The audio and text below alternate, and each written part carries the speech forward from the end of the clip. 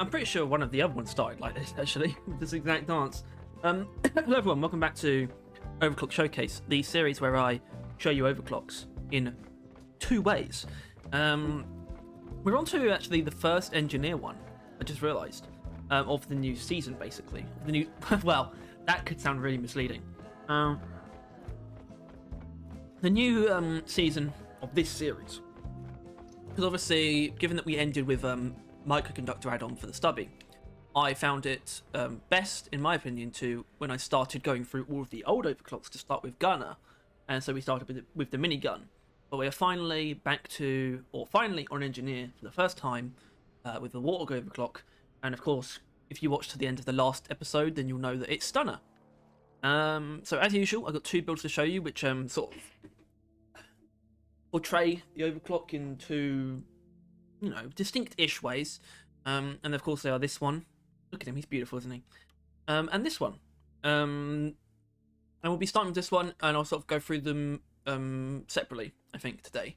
But just before I start going through stuff, let's talk a little bit about Stunner in a very general sense. So Stunner is one of the two cleans for the Warthog. This poor thing still only has one balanced overclock, but Stunner, in my opinion, is at worst inoffensive. At worst, it's sort of a neutral thing. But of course, it is a clean with a fairly substantial benefit. So frankly, it should be quite good. And it is. But for some reason, it still kind of persists in the lower echelon of Warthog overclocks. And I think the echelons, or sort of the tiers of Warthog overclocks, are fairly easy to understand. In fact, it definitely persists, or definitely exists in the middle. I think the middle section of Warthog overclocks are these three, the L shape here. And yeah, Psycho Overload. I think Psycho Overload is pretty good, but it's not amazing. These three are kind of all in the middle. I kind of think they're all pretty much equal. Lightweight magazines I actually really like. I just don't think it's amazing. Of course, mini shells is the one that sort of dips below into sort of the bad territory. And then we have these two lovelies who sort of represent the upper echelon. So Stunner sits somewhere in the middle as sort of this relatively unoffensive clean, but it is doing something actually fairly interesting. It's taking a weapon that has a stun mechanic that is normally limited to weak point hits, and actually makes it so it can stun anywhere. So actually changing the methodology for which we can stun enemies is something that I don't think any other overclock really does. The only other example is, of course, tranquilizer rounds for the Sabata, but it's kind of not, because all that's doing is actually adding a stun, which is not an unfamiliar thing, especially for upgrades. We've got plenty of upgrades that add stun weapons that don't already have it. Hurricane, for example. But Stunner is unique in that sense, and it's also unique in the sense that it also adds bonus damage to stunned creatures. It's definitely the only example of that in the game, where it bonus damage to specifically stunned creatures, because of course Bullets of Mercy does also do this. So which is why it's fine that Stunner is a clean. The fact that it's giving both of these benefits with no drawbacks means it's kind of hard to be harsh in it. It's not like, oh, why isn't it actually a Bullets of Mercy? You know, why can't it work also on electrocuted or on fire enemies? And well, the real explanation is it's kind of just leaning into the effects that the Warthog itself can apply. It's got stun baked into its DNA, so it kind of makes sense for it to play with the stun. If we're going for some kind of elemental damage bonus, it's going to be stun that it's based on. It's also got no drawbacks. And I kind of need to hammer that in because I don't love Stunner, and that's going to become evident. But however, while I don't love it, being forced to use it for this video, in practice for this video, has made me like it more than I did. I will admit that. Anyway, so let's actually go through the first build sort of step by step. So we're taking a breach cutter for this one. This is actually an all damage build, and there's quite a specific difference between the two that I really like, and it's something that I came up with as soon as I got Stunner actually given to me, by the Wheel of Fortune as the next overclock to cover. I knew immediately what I wanted to do, and it revolved around the way in which I'm going to achieve the best damage form of a Stunner Warthog, which is that we don't rely on the Warthog itself to stun the enemies that we want to do big damage to. So this is going to be enemies like Praetorians and Wardens, and mainly things like that. Also Goo Bombers, Stingtails too, but Stingtails kind of get killed immediately by the Breach Cutter. But the point is the breach cutter itself has stun on it. So do our turrets, which is actually, I'll get into that in a minute. There's something kind of weird about the turrets actually with this, but our breach cutter has stun on it for a very particular reason. It's because when it comes to those tanky enemies, we're shooting them with the breach cutter first, and then shooting them with the warthog. And what that means is the enemy is stunned before we start shooting them with the warthog at all. So we don't have to rely on the warthog to get the stun anyway, which kind of nullifies the first point of stunner for this one. Basically, the difference between the two builds is this one focuses on the second point, the other one focuses on the first point. This one really focuses on the bonus damage, and we don't want to be waiting around to have to get that bonus damage. We're going to be stunning with a different weapon. We're also going to be stunning with our turrets. Now, the annoying thing about this is the stun. I believe the stun duration is actually not displayed here. I believe the stun duration is lower than 3 seconds. It's 3 seconds for both the Warthog and the Breach Cutter, but I think it's lower for the Sentry Gun, which actually makes it kind of annoying when the Sentry stuns things because it gives us a smaller window. And in case anyone needs to know this, you don't know this inherently. All enemies have stun cooldowns. I think they do vary between enemies as well. You can't just stun an enemy. You can't stun lock an enemy. Not really. There are some ways you can do it, mainly with the Burt on Gunner, but in general, you can't just keep stunning an enemy, which means there will be downtime. So having something that stuns enemies, but doesn't stun for as long as our other ways of stunning enemies does, is actually kind of annoying, which is, well, am I gonna do that? I am. I'm going to change it. I'm going to change the arm breaking. I think arm breaking is going to be more valuable, especially because we've gone all in on damage on the Warthog, and we don't have arm breaking on the Breach Cutter. So yeah, the Warthog itself, pretty simple. Within reason, I wanted to pack a decent amount of DPS into a single magazine, but I also wanted it to be fairly controllable. I find the Warthog's base recoil to be quite powerful, so Tier 1, 3, and 5 are all dedicated to that. We get a bit of extra magazine size, we get recoil to help with control, and we get our rate of fire from Tier 5. We're not worrying about turret width today. And then, of course, we get damage in Tier 2 and 4. We get pellets and direct damage. Keep it simple. Breach Cutter itself is also constructed very simply to be both a utility and a crowd clearing tool, so we can use it against densely packed hordes of grunts and things like that in Mactera, but also to shoot things like Praetorians and Wardens, things like that, to stun them. Basically, we sort of have a perfect amount of ammo to do that with. It's a really comprehensive Breach Cutter in that it sort of plays into what the build is doing extremely well. We kind of know when to use it in any given situation. It's never really overwhelmed, but also it's never overkill either. It's a really nicely formed Breach Cutter. Why high voltage crossover though? Good question. I don't really know, but I didn't want to just use lightweight cases. That's kind of what it came down to. I didn't want to use one of the other cleans. I mean, stronger plasma current would basically have the same effect as this. So you could easily get away with using that, but I kind of like the electricity. It's quite a powerful damage over time effect that's also unbiased. You know, stronger plasma current. The thing is, when we are stunning enemies, what happens is they get halted immediately.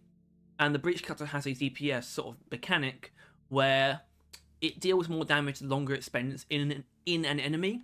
And if the enemy, well, actually, stopping the enemy all of a sudden does increase our DPS. So that's kind of interesting.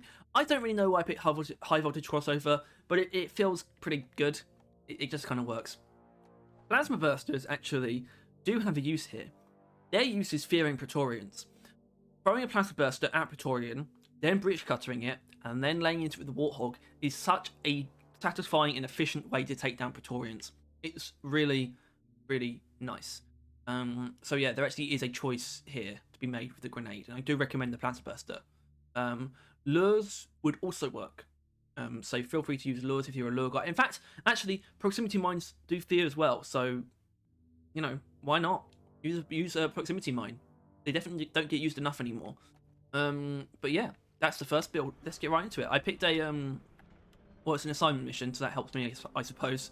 Not that I need what I'm going to get from this, because I'm not going to get anything from it. I've already got all of the rewards. But it's a salvage drop, which I think is pretty good. This is a build that sort of does work quite well in those kind of situations. And also put a little bit of aggressive enemies on. I might not do that for the next one, but I think for Stunner, it's not a bad attribute to play with. The one thing that's not going to change, I think, I need to make this decision really now. I've kind of already made this decision, but I need to make a hard and fast rule. I'm never going to turn up enemy toughness for these videos. I think that distorts the expectation of how you're going to fare against enemies too much. For that same reason, I also will never play a mission in one of these videos that has critical weakness or volatile guts modifiers, and maybe blood sugar as well. In a way, I kind of want to avoid any of the mutators that benefit me, because they really just skewer your expectation of how quickly you're going to kill enemies, which is something that the only thing that changes that on the other side is the tough enemies modifier for Hazard 5+. Anyway, this should be fairly simple though up until we actually get some enemies, and it doesn't look like it's going to happen in this room, so this is a perfect opportunity for me to skip to the first instance of combat. So I'll see you then. Yeah, it's probably a good time to, I'm sure something's going to happen any minute now. Warmers. That's great. Ah! Hi! Just two. Kind of a waste of a whole breach cutter shot. Hi! Well, obviously I wasn't going to breach cutter him first, was I? Oh. What about him, though?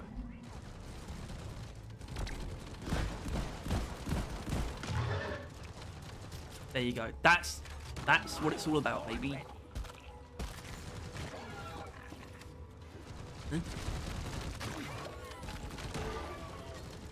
Where are you finding these grunts? Ugh. Is that Praetorian clock me or not? I actually can't tell.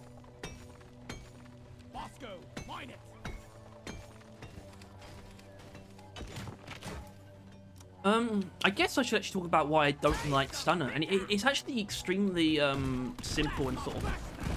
Yeah, it's really simple. It's literally just because you can't use it against bosses. The fact that bosses can't be stunned in any way, I just find it makes me sort of struggle to justify it. But that's, you know, what that comes down to is the fact that I struggle to justify using anything that can't be used in every mission type, and that really is a me problem. Because if you like Stunner, I'm absolutely not saying that you shouldn't use it. In fact, I think you should. It's definitely a good enough overclock where I'm not going to boycott it. There aren't many overclocks that I would boycott, to be honest. Oh dear. Controversially enough, I think one of the only overclocks I would boycott is actually Overdrive Booster, which I know is going to rattle some jimmies. Or rustle some jimmies. Can't wait till we get that overclock for the series. Also, I can see aggressive enemies sort of taking its toll, which is why, when it comes to combat, clearly I need to up my aggression as well.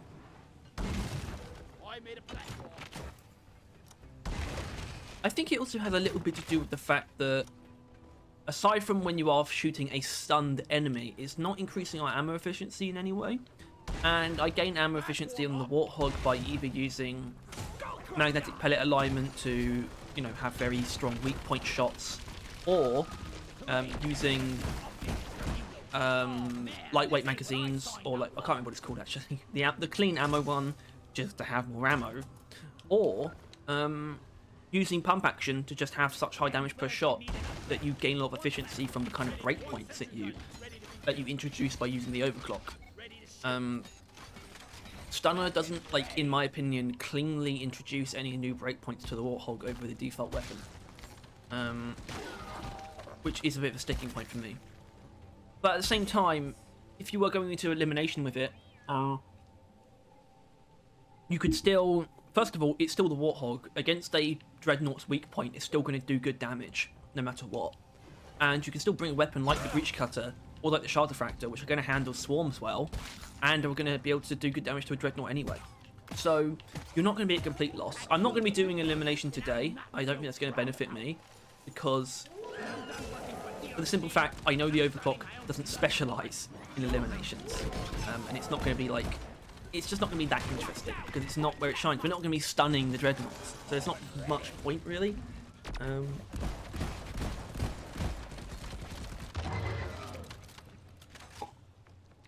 Okay, now I know why I take high voltage crossover. First of all, it's because with how the ammo sort of situation is on this build, I kind of use a bit more Warthog ammo than breach cutter ammo anyway. So taking a not only taking a breach cutter overclock that isn't more ammo, we're also taking one that slightly reduces our amount of ammo by reducing the magazine size. And it kind of helps keep things in check, but it also means that individual shots are more powerful. I mean, clearly we're saving more ammo from using the breach cutter against the Praetorians, and I think that's a very valuable thing. So, what? Well, okay. I guess I could sort of bring up some takeaways, but I think I've kind of already been through all the things that this build is supposed to be good for, and you've kind of already seen them. Things like Praetorians we are very strong against. We can kind of just lock them down and kill them with relative ease and really good speed as well. And all the strengths of stun are still shine through. We're able to sort of stun and disrupt enemies from a distance quite easily. A fair exception is actually the Stingtail, but the thing is about the breach cutter, it ignores armor. That's the one thing stunner doesn't gain. You're still not going to be stunning enemies if you hit armor, which is where the second build, having armor breaking instead of more damage, actually does come into play. But no real enemy types we're super weak against. Even tiny enemies, obviously tiny enemies are kind of an interesting case. Pickaxe can handle them for the most part, but also we're an engineer. We have turrets, and I don't think there's anything misguided against using a well-placed breach cutter shot against a tight group of tiny enemies. I think that's more than reasonable. Yeah, see, there's the breach cutter, the Stingtail armor really being an issue for the Warthog. I don't know if it still has heavy armor or not. I think it's supposed to be medium armor. I think it's the same. I think it's supposed to be technically the same armor that a guard has, but it doesn't feel like it. It feels more like Praetorian armor, doesn't it? Anyway. Okay, actually, no, this should spawn some enemies.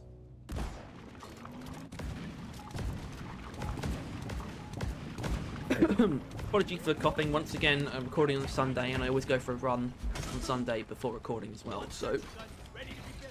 And it kind of just makes me short of breath for the rest of the day, pretty much. Okay. They come. Ah. That. Whoa! Wasn't really paying attention there.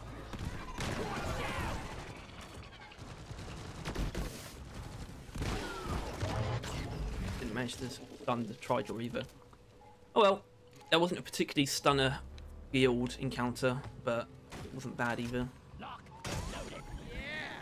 As you can see, I'm not super used to playing on aggressive enemies. I'm trying to slowly push towards my sort of default state of play. It's not intended to be a reference. My sort of default state of play involves basically using the more enemies modifier, increasing it by 1, and that's it. So you sort of just have more enemies, 1. We currently have aggressive enemies, 1. I'm trying to make the push towards more and aggressive enemies, 1. That's the kind of state I want to be in, my sort of difficulty. I guess would be like hazard 5.5 or something like that. That's kind of where I want to be at. I'm pretty comfortable at the more enemies thing though, even with Scout. Although certainly not with every build.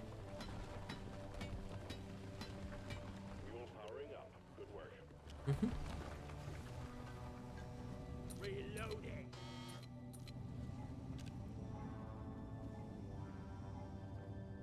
A little bit. Right, no doubt some enemies are going to show up in a second.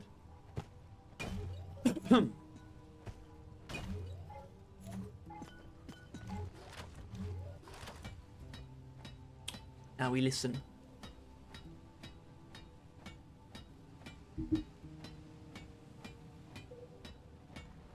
Oh, there they are. Hi.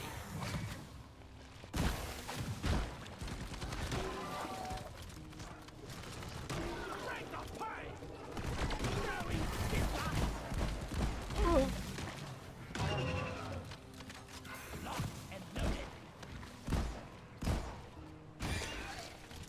Nice. I think spreaders are one where the armor is light enough, or at least they're not armored enough where we can kind of reliably stun them, even if we're not hitting the weak point.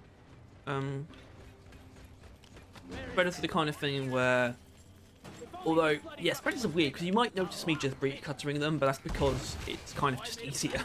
Sometimes it's worth the breach cutter shot to just put them down, you know, instantly.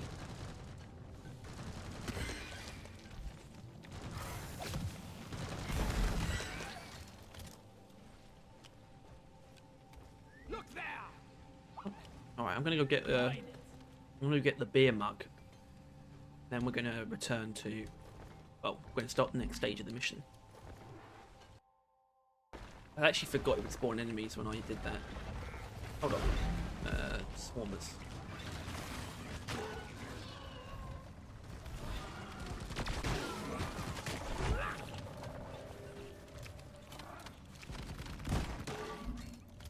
There is a Praetorian. I know that. I know it's for certain. So, sort of stunner aside, but also stunner not aside. The concept of stunning is, it's not just about getting the damage bonus here. It's also not just about keeping enemies still. Sorry. Obviously, we do get the damage bonus when we stun enemies from any source. It keeps them still, which makes them easier to shoot.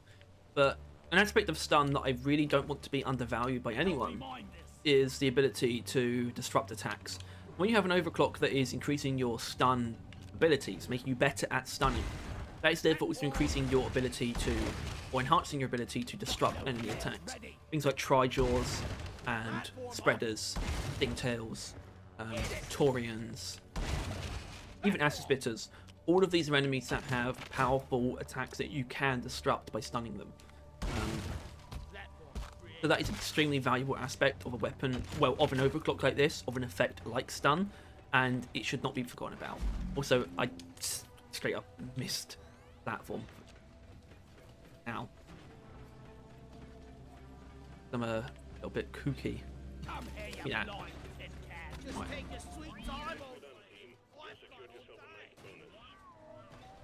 Okay. Time to get out of here. Well, not get out of here. We got the actual defensive part of the mission now, which is hopefully where this build will shine. Hopefully. All right, I'm gonna prepare for this. You don't need to see that though. Or maybe you do. Oh, get out the way.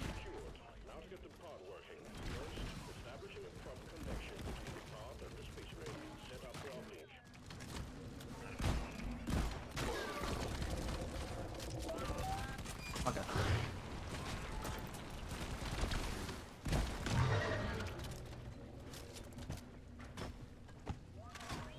And that's something that I really like, when you just haven't even had to take a resupply or moving on to like the next stage of the mission. So yeah, what I have observed is that it's actually a fairly efficient build as well. Though Stunner is clearly increasing ammo efficiency somewhat.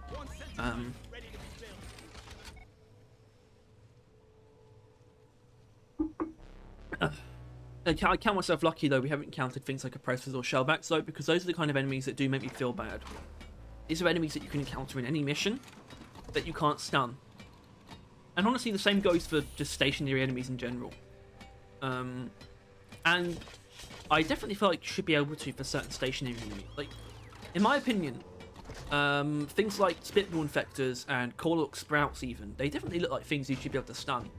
Because, in my opinion, also that hull isn't good. In my opinion, they're the kind of thing where we should be able to interrupt their attacks.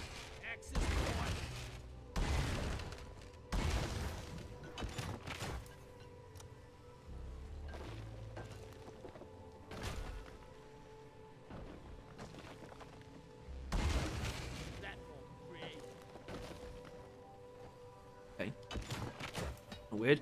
Alright, let's do this. Hyper-aggressive mode activate, which is bad. I mean, because I'm really not... It's something that I've observed about myself just over the years. I'm really bad at playing video games aggressively. Like, I'm very surprised that I managed to complete the entire Halo saga, Halo franchise, on Legendary, which I finally did for the first time. Finished it recently with Infinite. Which is a good game, campaign-wise. And even multiplayer-wise, just a bad product, or at least it was a bad product. It's just in a weird... Halo's in a weird spot. That spreader might be the end of me. Spreader in actual, like, mortar mode is not good. Not good for your health. I don't even know where it is.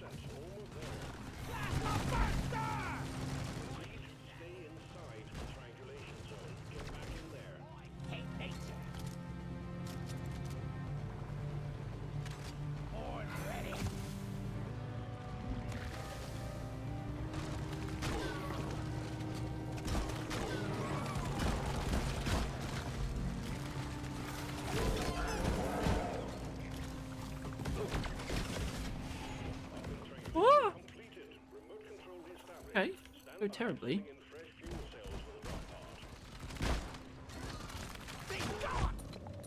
Be gone, sinner! Alright, let's find that stingtail. Stingtail? Spreader. Ow.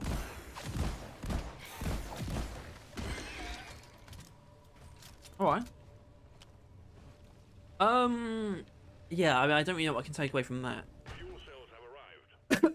Just so far, Stunner seems to be working out pretty well, but and part of me wants to bring up like the elimination problem again, but I don't know if I see it as a true problem. You really can substantiate, like, you basically have a default Warthog anyway, which it does like perfectly fine against things like Dreadnoughts. In fact, it's pretty good against them.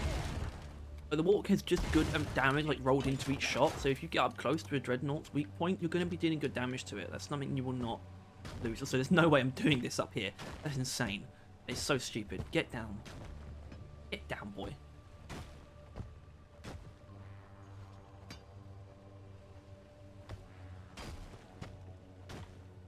And, you know, it's a clean, but you also gain a damage bonus occasionally, and you gain increased ability to disrupt enemy attacks. It's just not something that can be done to every enemy type, but that doesn't mean you can't deal with them in like a very respectable manner anyway. Like things like spitballers, for example. Anyways, like you can destroy their attacks anyway. You can destroy the balls themselves that they shoot, and things like that. And Dreadnoughts, I mean, they're kind of built for you to be able to dodge the attacks fairly well. I don't think the expectation is that you need to be able to disrupt the Dreadnought's attack. I mean, you literally can't. These aren't actually huge drawbacks. It's a shame that we can't get the damage bonus from Stunner against them, but I mean, you'll still do fine, and it's not like you have to take the Overclock into that mission type. Which is a weird thing for me to say, because I don't like that kind of principle, but it's still true. You don't have to. But you're also not going to suffer that much. No weapon is like truly terrible by default, even on high difficulties. And the Warthog is actually one of the better ones, I think, when it comes to going without an overclock.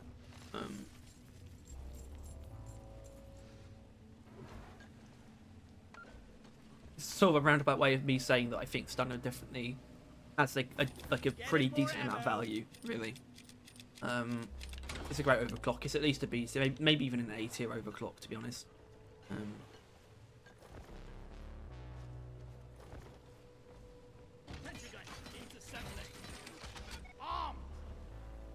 It's something where also, if you're really struggling with certain things, like you could actually take Choke in tier 2?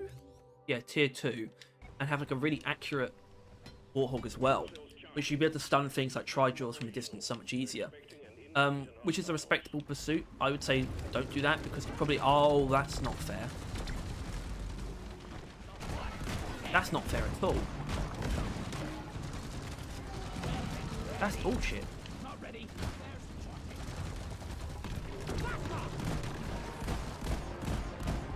Although luckily electricity is so good against detonators, so it's going to be gone soon. I'm going to ruin the arena, but it's just ran straight into the ball.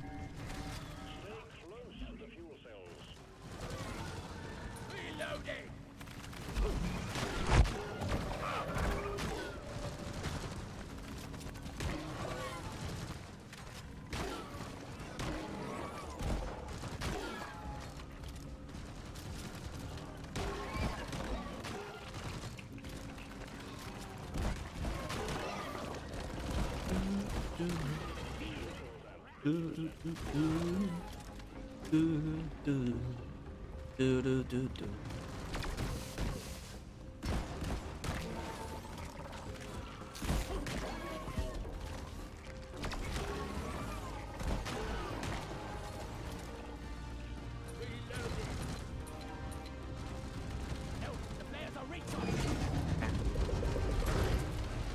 hit me, please.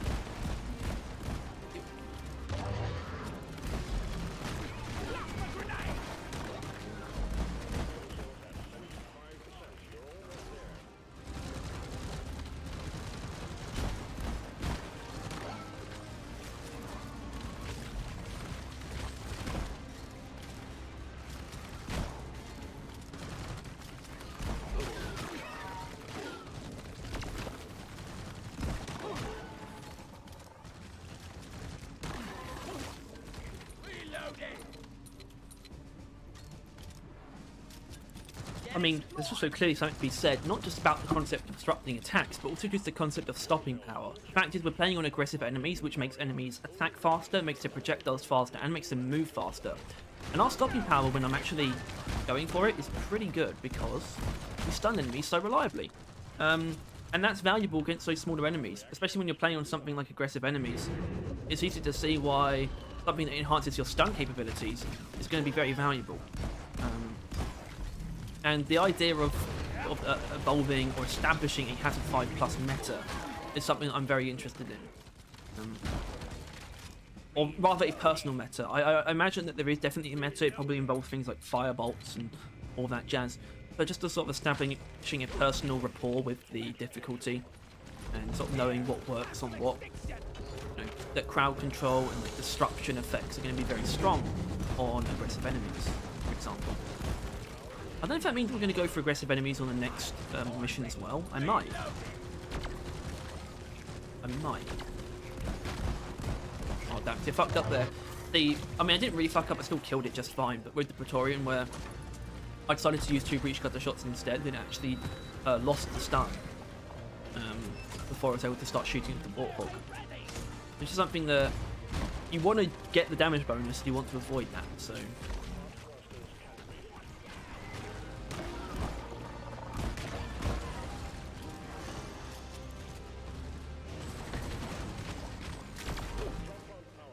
Alright, let's get out of it. And I think that's about all there is to say about that build, I mean, at least. I will say I have found the practice of stunning enemies first with the breach cutter and then finishing them off to be a really satisfying thing. And it even applies to groups of enemies. I mean, I didn't go for it too much, but definitely get it against a group of grunts where they're a guard, because obviously the guards aren't inherently killed by the breach cutter shot, but they are left stunned. Which makes them very easy for us to finish off with the Warthog. And for a couple of reasons, actually, because guards, what stunning a guard does, it actually specifically makes it move its forearms away from its mouth, which actually makes its weak point more accessible, which is pretty cool. Anyway, so definitely gonna have to choose pretty carefully. I say that, but I'm definitely gonna do... Actually, maybe I'll be cheeky and go for the deep scan instead, because that'll play nicely with the next build. Aggressive enemies, though. I think I want to go for more enemies instead, because more enemies sort of gives us more things that we're going to need to disrupt, basically. And sort of strip armor from. We also have a secondary that's very much so built for more enemies. So here's the second build. Obviously, you already saw it earlier, but going into a bit more detail here. So this Warthog is built sort of for... Well, the build is sort of built around both weapons being sort of good at everything. So the Warthog is very much so a trash clearer and a bit of a swamp clearer, and also just to substantiate damage against pretty much anything. So we got fire rate in tier 1, because we've actually got reload speed in tier 3, which creates a pretty smooth overall experience, even though we don't have a big magazine. Ammo in tier 2, just to give us more chances to sort of stun things and to turn it into sort of a more of a sweeper shotgun with a large ammo capacity. I really like the way that kind of thing feels. And we sort of get a little bit of that with tier 4 armor breaking, which just gives us a lot more freedom where we can shoot things and helps to stun things a bit better because things that have heavy armor, things like Brundles and Stingtails, and even Praetorians are going to be stunning a lot more reliably because their armor is no longer a problem. We've also got Turret Whip though in tier 5, which I guess makes it a little bit less of a sweeper shotgun because it's not automatic. But Turret Whip is very nice. The Turret Whip explosion can stun, of course, and it's just a powerful explosive tool to complement a shard diffractor that doesn't have an explosion, but it's really good at single target and crowd clearing because it's got volatile impact reactor, which is kind of cheating because it's kind of an overpowered overclock, but it's great. Obviously ammo in tier 1 because we want more magma. Tier 2, weak point bonus because I'm pretty sure effect radius has no effect on volatile impact reactor. I hope that's not true. I'd love to know if that's not true, if it actually would create bigger magma with this. I don't think that's the case though. Tier 3 magazine size because it limits the magazine quite a bit. Yeah. Without it, you actually brought down to 25, so it's actually quite a significant reduction. Tier 4, high intensity heating because we don't need the unbreaking as usual, and it just helps this be a single target weapon as well. It's really nice. And Dazzler module for every reason. There's no reason to not use Dazzler module. Obviously, we're stunning enemies quite a lot, so it's not as useful, but it is against hordes. Hordes of grunts, which is one of the volatile impact reactor specialties. But to be honest, volatile impact reactor specialty is kind of just everything. And shredders, I mean, because why not? They're just going to cover all ground that we somehow aren't covering already. And we've also got the freedom here to take stun for the NMGs. We're not too worried about stun duration this time around. That's kind of the reason why. We're more worried about just utilizing the stun to the best of our ability. Of a more utilitarian approach to the stun, rather than trying to get like big damage out. Because we kind of have the means to get big damage output cumulatively with both our weapons. I'm not too worried about the Warhawk, like just depending on it for big damage. So let's get into this mission and show off the second build. Right, we made it. And forgive me if this kind of turns into a volatile impact reactor showcase.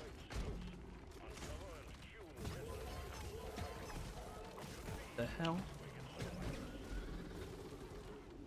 Stop that right now. Like peeling a shrimp. Oh god, that actually did some damage. That's embarrassing. 2 turrets immediately. That's not happening again. Fetid creatures.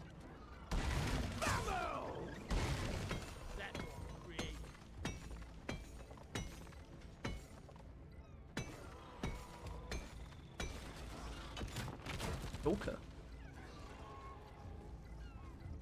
Deposit time.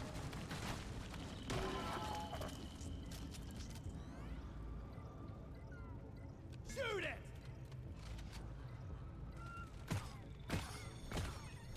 I die a little inside every time I have to take out a loot.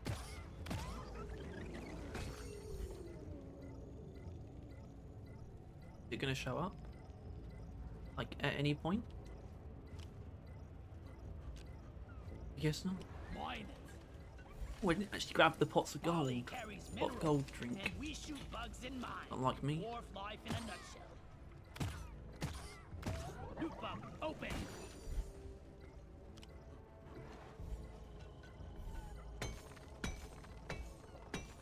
I think we still saw a little bit of it though. Kind of the point of this build compared to the other one, which is just the utility of stunning, disrupting enemies. I didn't play it too well, but I definitely did stun one of the Stingtails there, where I probably wouldn't have done with the other build. And that's a lot of that. Well, no, that is entirely to do with the arm breaking, sort of nullifying the effects of the enemy armor, our stunning abilities.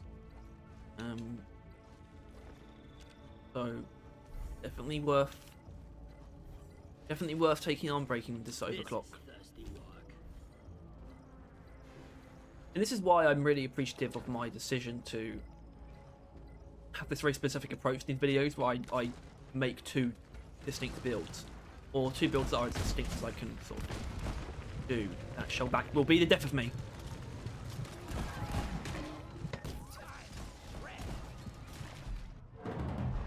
Come and get me, you disgusting. Keep it on it. I actually could have I just... Worst pinball game ever. Thanks, Bosco. See, these little guys aren't so bad. Not a great start at all. Also, can this still... Oh... I was about to complain that it's not showing up, and then it does. Only... Sorry, guys. Not this time. Not this one. Well, clearly someone's out to get me today. We all have bad missions. That's fine. What matters is how we decide to proceed. And I decide to rage quit. Now, why is that? Well, that's kind of because I don't care that much about seeing missions through to the end anymore. And what I mean by that is, as far as Deep Rock goes in its current state, I don't gain much from sticking out a mission that I'm not enjoying. I've kind of already... I've beaten the game, basically. So, I'm kind of... I enjoy that I play Deep Rock on my own terms now, not on the game's terms, because it's got nothing left to force me to do. So I don't really have a problem with rage quitting if I'm just not feeling it. And a mission that's clearly destined for failure like that one is the kind of thing I'm not necessarily going to see through to the end.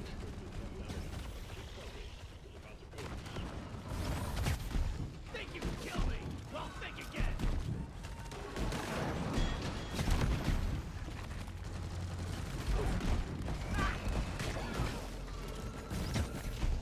Watch this blood. Lock and loaded.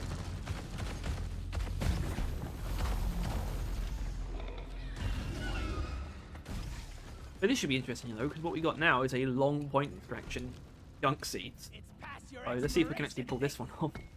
Basically just need to lock in, but the thing is, locking in is never something that's worked for me, really. That's it.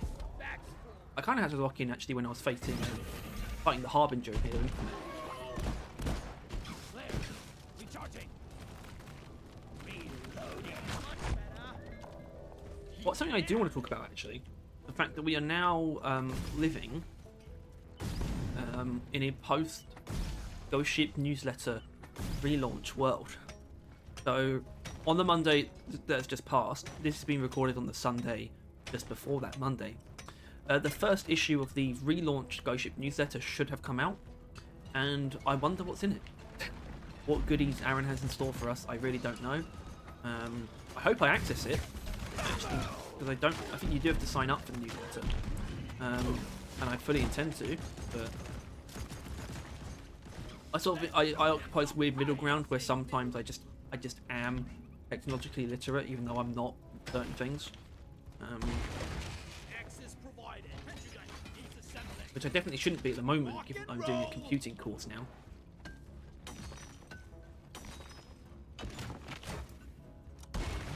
Platform up. Go. Get to work. Right, I'm just going to shore up our ammo supply. The thing actually I like about point extractions for these videos is that usually I don't really have to cut anything for a point extraction, because it's just so non-stop. I'm wondering if fighting bugs and moving dirt is the best way to make a living. Although I am considering whether or not I'm going to be bothering with the gunk seeds. Come here, That's, you flying tin definitely can. something I need to decide upon. Light it up.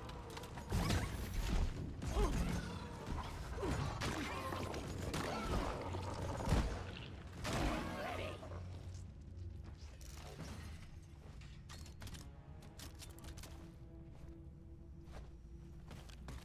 Look at that guy. Hey. Just having an campaign tonight. Blimey, it's about to explode.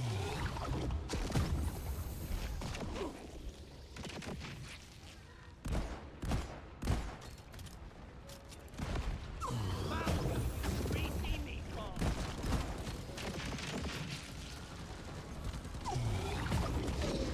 Die, monster!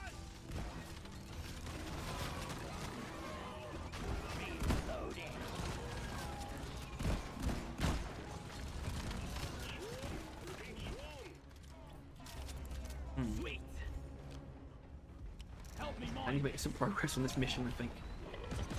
Sort of falling behind a little bit.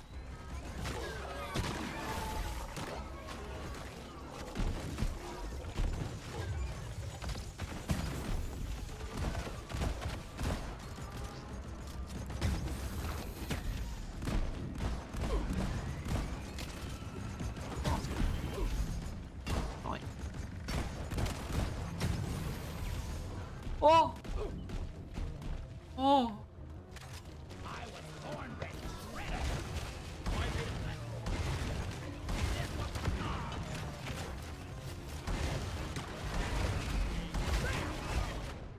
Knew that would be death. I knew it. I also just don't really have much facial awareness, especially in video games. save boy. That's usually why I sort of run around so much and I'm so thorough, is because I know I don't have an inherent bearing on where I am or what I'm doing, without like being very slow about it. Out of my way. That's why I backed up into the minehead right then, because I didn't know it was behind me.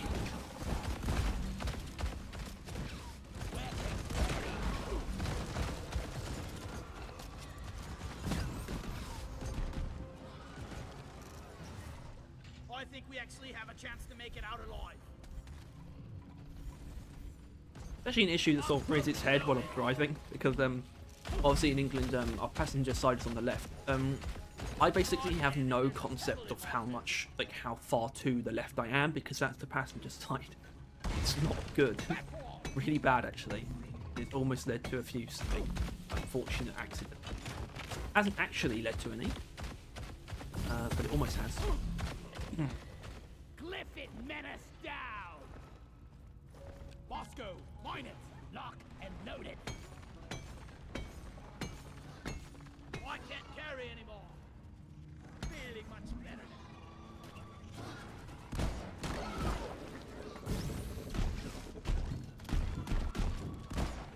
Die like your brother dead.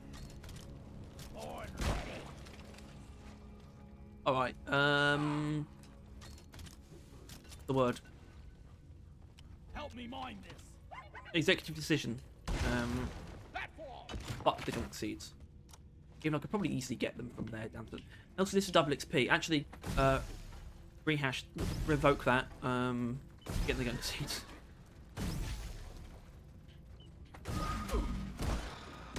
Got it right before the eye. Born ready.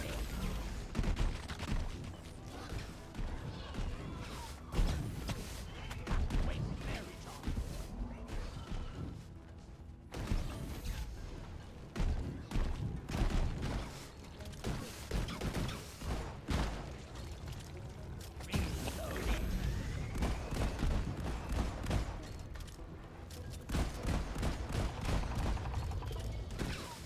I got the Praetorian. What's the gas?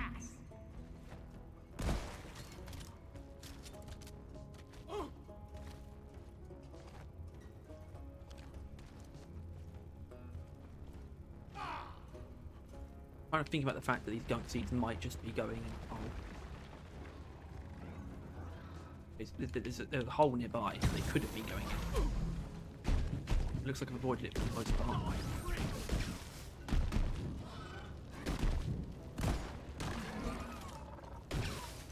Dum, dum, dum, Like that. dum.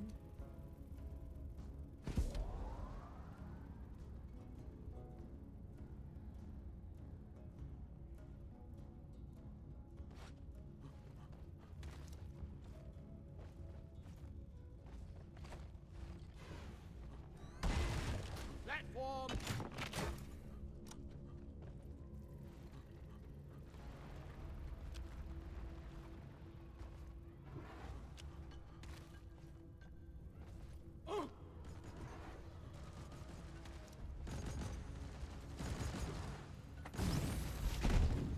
Come here.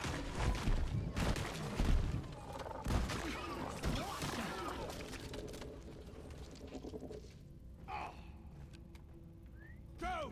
Get to work. Okay, well, so far, Stan's been doing a good job at kind of I just think we're actually doing all right so disrupting enemies and sort of the stopping power thing. I think the stopping power thing is actually kind of interesting, where it makes it more useful against grunts than I kind of expected, to be honest. And I appreciate it. I actually think we're gonna make it. Reloading. Oh.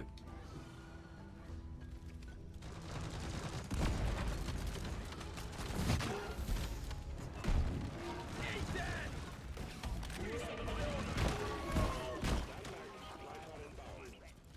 Okay. Not bad.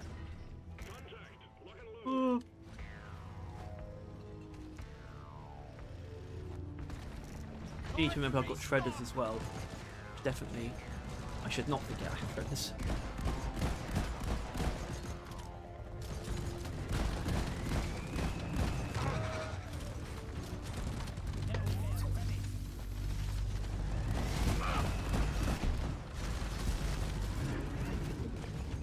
I'm doing my part.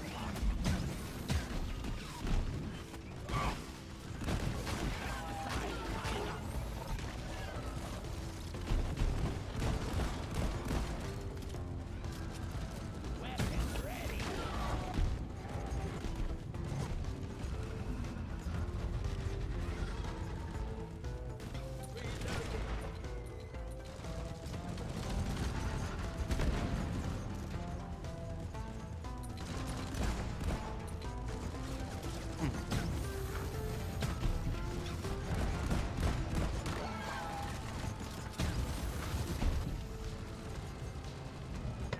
I'm using quite a bit of ammo without resupplying. It's oh, shit. Don't let it flank you. Flares ain't ready. I don't do it. I'm out of power.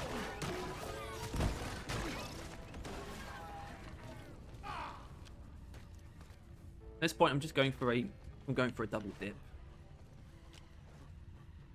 Reload. Okay, maybe not. I literally only double dip if either it's the end of the mission or I have nothing on every weapon. Or every bit of my kit. Another day at the office.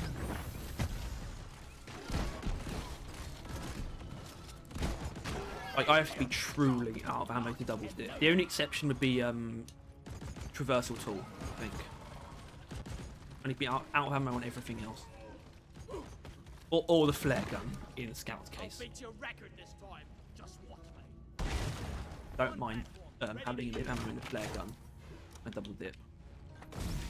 Not going to tear myself up about it.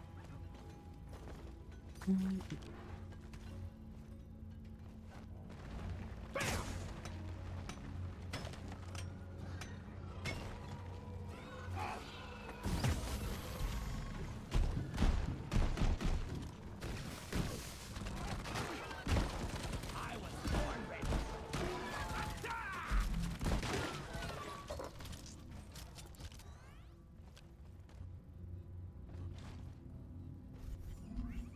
Bag's full.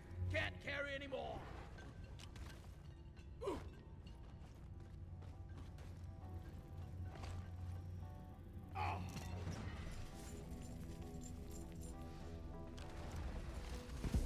Getting closer to our quota. Reloading. Not ready. There's in charge.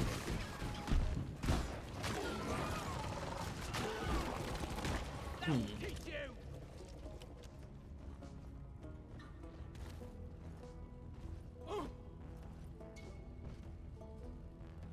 Okay, we got it. Oh, seems the gunk seeds weren't a problem actually. I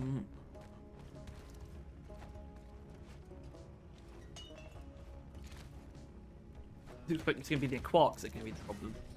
Depositing. Secondary objective completed.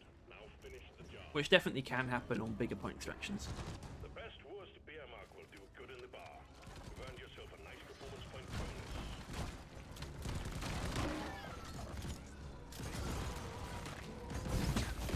Bloody hell, you're hot to kill. Wait, no, this isn't where I want to go, is it? I want to be going... Actually, I can take this tunnel.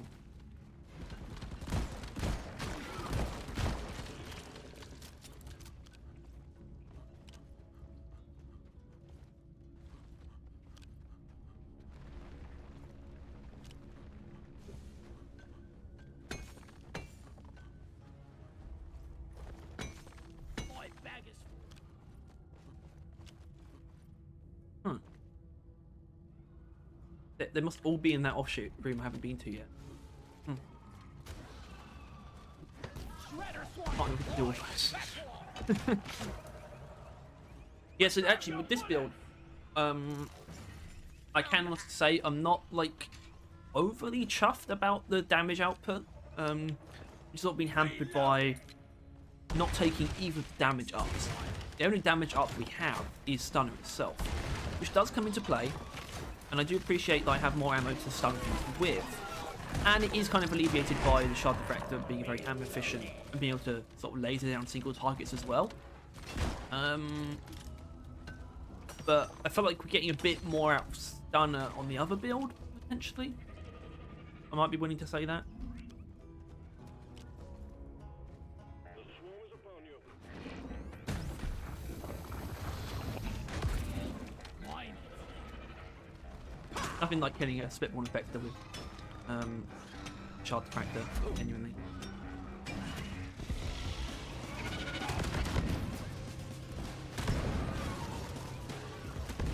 Roll back to hell.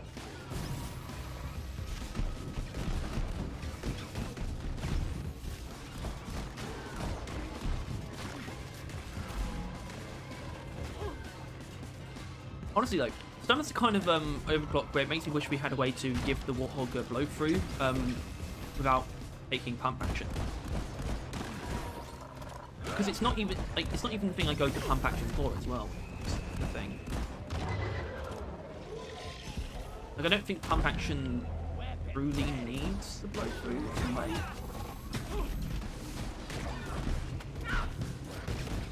Alright, clearly I need to just run.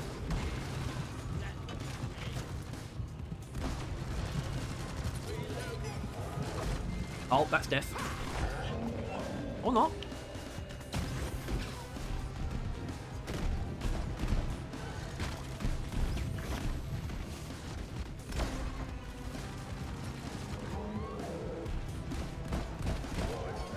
Gotta wait for the race. You're a stain on the floor. Oh yeah. Jesus Grabbing ammo. Christ. Red sugar. I'm surprised I lived through that.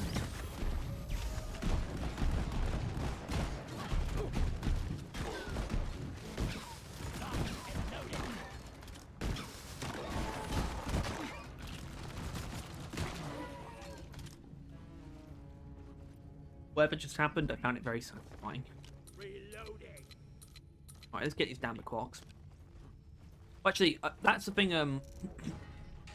when I was just complaining a little bit about sort of the damage, I will say the stomping power is still very much so shining through. And it's making me feel not too bad about it. And the Warthog is the kind of weapon that's always going to be pretty good against grunts. Like, even with mini shells, it's still really good against grunts and slashers. But what Stunner does, especially with the arm breaking actually, makes us quite good against guards, which is something that weapons that are really good at picking off grunts and slashers sometimes lose out a little bit against guards. We don't have that here. Cool.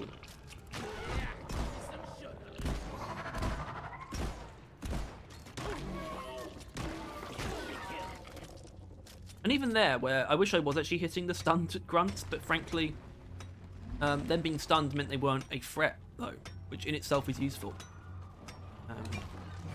Which is kind of what I was saying earlier about the point of this build, is more so the stopping power and utility rather than damage output. But, which is why it's kind of weird, because that's kind of how I see Stunner, and yeah, I think I enjoyed I definitely enjoyed the other build more, the damage output focused one more. That's kind of interesting. Wait, have I gotten an extra quark? No, I think I've got the right amount. Didn't know if there was already one close to the mine head.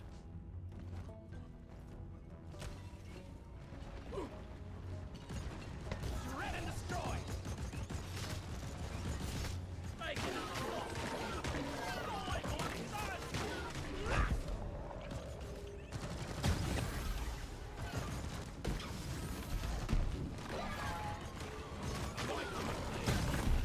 Give me that.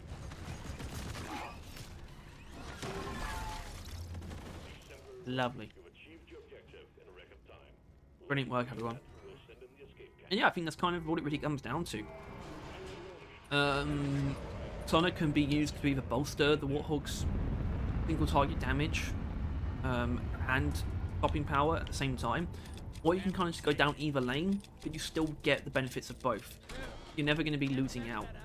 You know, it's not an overclock that suffers really from being pushed in either direction, and that's because it's a clean with multiple sort of unique benefits. So it definitely puts it in an interesting place. Can't really think of many cleans that have that effect. Even like ultramagnetic coils for the coil gun, which I think is like actually overpowered.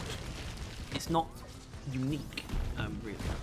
Stunner is doing unique things with the Warthog that are kind of you can kind of get benefits from no matter how you build it, but you can build it in ways that specialize for the things that Stunner is adding to, and you definitely see the benefits of that. It's a very much so a win-win overclock.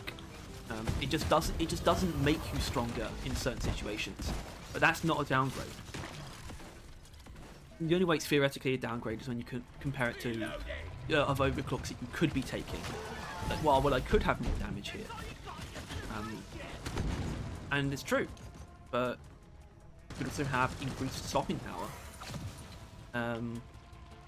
which is the main benefit, really. Obviously, we can get our increased damage from other means, but the stopping power and our ability to disrupt enemies more efficiently is kind of the main draw, but with the addition of sometimes getting pretty good bonus damage. But that's the thing. I said I enjoyed the damage focus one more, and that's true, but it still bolsters our stopping power, like, sort of, anyway. It doesn't matter that we expected damage, it's still good at disrupting enemies and stunning them. So, Stunner, it has my seal of approval, for sure. I mean, just sort of on an objective level, it's flawless because it's a clean. But it's also a clean that's offering something unique. Unlike, for example, like the objectivity thing's kind of weird because the stubby, look at the stubby, it's got two cleans, and both its cleans are completely useless, and I would call them flawed because they offer nothing. They don't offer anything. Stunner absolutely offers something. In fact, both the Warthog cleans offer things.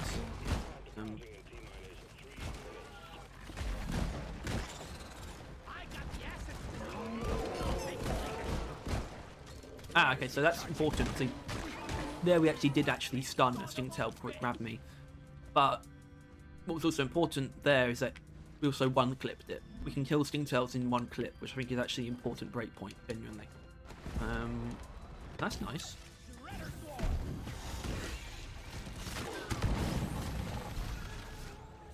But anyway, it's time to get out of here. So that's Stunner. Wonderful little overclock. Of course, stick around to after the outro if you want to see me have my next overclock chosen for the series. But until then, if you enjoyed this, please make sure to like and subscribe. If you want to see more videos like this and you want to stay on top of everything to do Deep Rock Galactic and Roll Call, then you can consider hitting the bell as well. And that's it. It's time to find out what we're going to be doing next time, which comes in the form of the Wheel of Fortune, which shouldn't be a problem. The OBS can be a bit finicky with this kind of thing.